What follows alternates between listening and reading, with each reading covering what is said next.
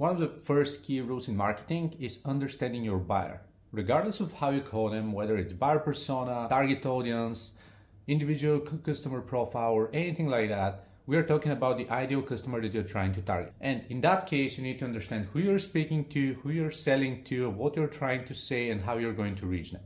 However, one of the biggest misconceptions is actually aiming at the wrong audience. And there are two great examples for that. The first one is creators. Think about most of the creators you're following. Are they actually selling to you, or are they building a community? Think about the YouTube vloggers. Think about the Twitter social creators. Think about the vloggers on LinkedIn that are building their own personal brand. In most cases, creators are targeting a large variety of people, a pretty large funnel, trying to get people who like them and people who want to become them. This is not their audience, right?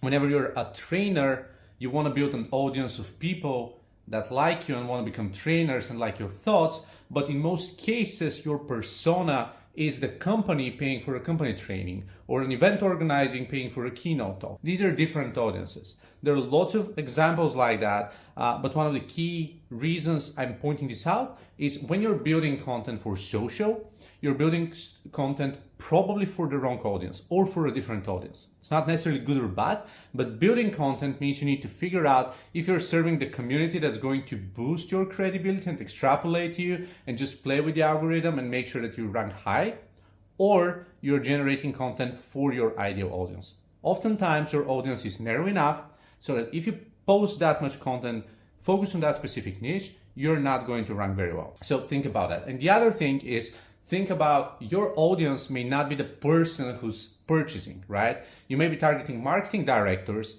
but you're actually selling to the chief financial officer. You may be targeting a guy selling a TV, but it's the wife who's going to probably approve the budget for that, right? There are different dynamics in the space. You may be targeting kids, but kids are not purchasing. Their parents are purchasing. So understand who your ideal customer persona is, but then understand who are the stakeholders, and then understand who is driving the logic and the algorithm forward in order to be able to achieve what you want to achieve.